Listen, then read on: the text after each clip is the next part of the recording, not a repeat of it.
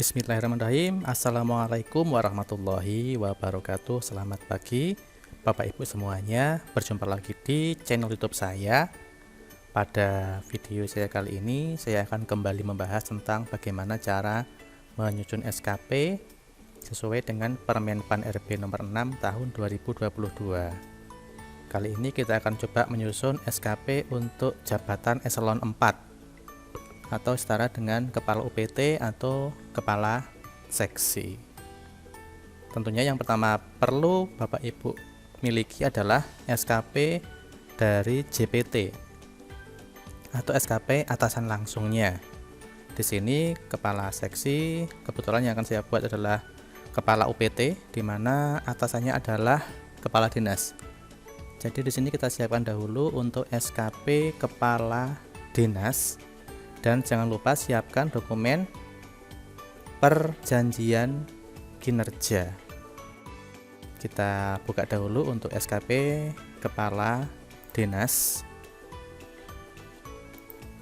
Nah, ini adalah SKP dari kepala dinas, karena kita akan membutuhkan rencana hasil kinerja yang akan diintervensi oleh kepala UPT. Kemudian siapkan juga dokumen perjanjian kinerja di bagian tabel ini ya. Ada nomor program, kemudian indikator kinerja, target kinerja, anggaran, dan penanggung jawabnya. Lalu kita siapkan form untuk jabatan kuantitatif kepala PLK. Di sini saya akan membuat untuk kepala PLK ya, eselon 4. Nanti untuk eselon 4 kasih saya rasa juga akan sama, namun mungkin nanti atasan langsungnya adalah kepala bidang. Akan mirip dengan penyusunan SKP kepala PLK. Kita coba bersama-sama kita buat untuk formulir SKP kepala PLK atau eselon 4. Di sini akan sama formnya, kita membutuhkan 4, 1, 2, 3, 4. Di bagian pertama, di bagian atas kita bisa isikan nama pegawai yang dinilai. Di sini siapa namanya silahkan diisikan. Lalu pejabat penilai kinerja adalah atasan langsungnya. Kita ubah dulu di sini.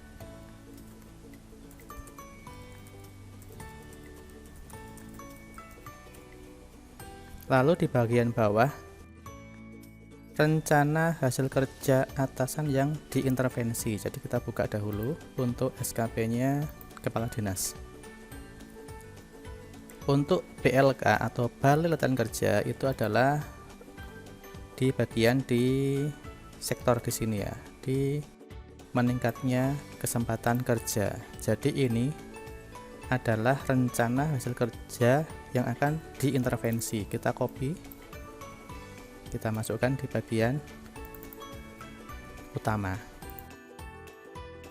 Kemudian untuk rencana hasil kerja, di sini kita perlu membuka form atau dokumen perjanjian kinerja. Nah, di sini ada bagian indikator. Lalu kita lihat di bagian penanggung jawab. Jadi indikatornya di sini ini merupakan indikator kinerja individu. Jadi ini kita masukkan dahulu. Saya copy di bagian indikator kinerja individu di sini. Ya, kemudian nanti untuk rencananya bisa kita buat narasi sesuai dengan IKI di sini. Lanjutkan targetnya di sini.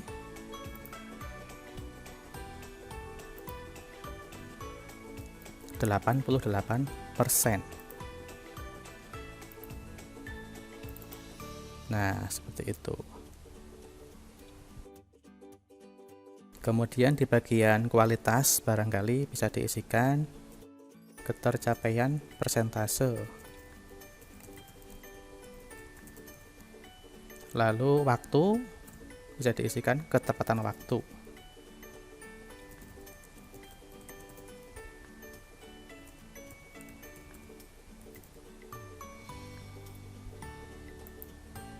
Nah, ini adalah ketercapaian persentase untuk mencapai target di sini.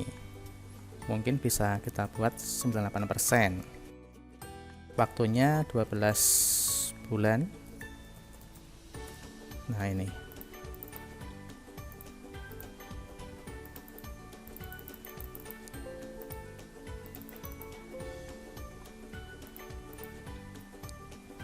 Karena di IKI-nya kepala PLK hanya satu, jadi SKP-nya hanya ini untuk di bagian SKP di form yang pertama.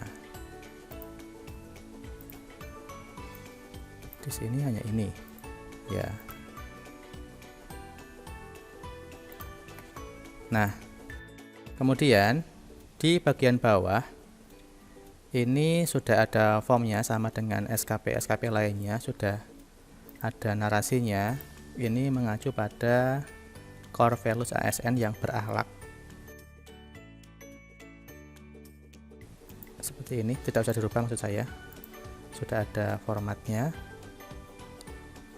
Kemudian karena ini cuma satu, yang ini tidak kita pakai ya. Kita hapus saja.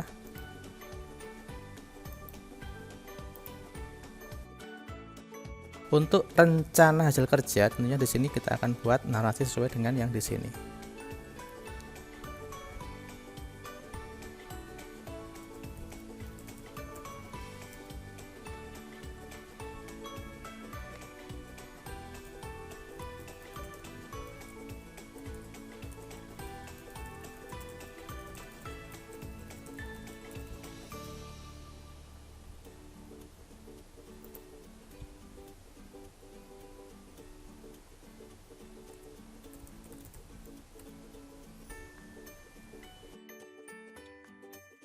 Kemudian kita ke bagian lampiran SKP.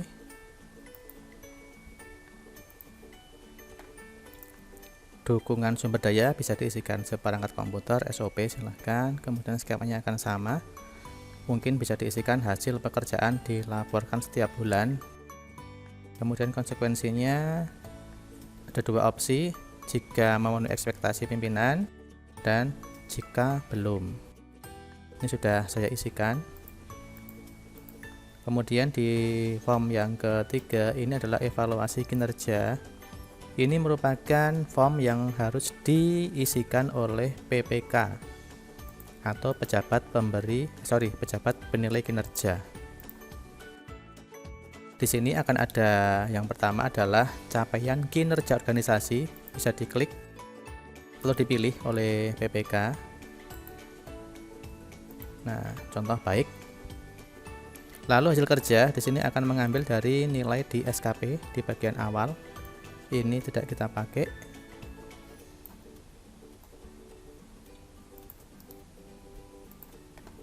Nah, ini. Kemudian di sini realisasinya akan diisikan oleh kita sebagai yang dinilai. Kemudian di sini adalah umpan balik yang diberikan oleh pimpinan berdasarkan bukti dukungnya.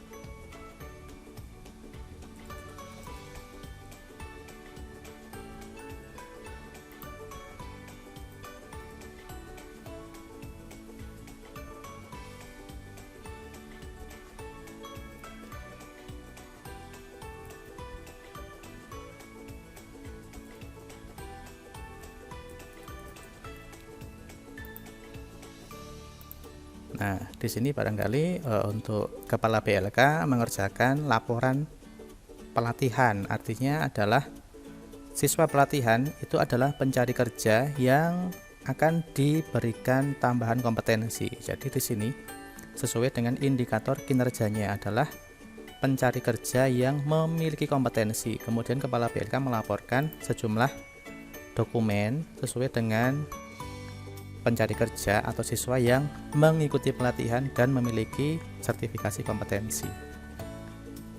Lalu ke bawah, di bawah juga akan ada rating dari hasil kerjanya. Ini akan diberi nilai oleh pimpinan, bisa dipilih. Kemudian perilaku kerja di sini juga akan dinilai oleh yang pertama di bagian kolom sini adalah pimpinan. Kemudian sebelah kanannya adalah boleh dari pimpinan, boleh rekan kerja, atau boleh juga stakeholder.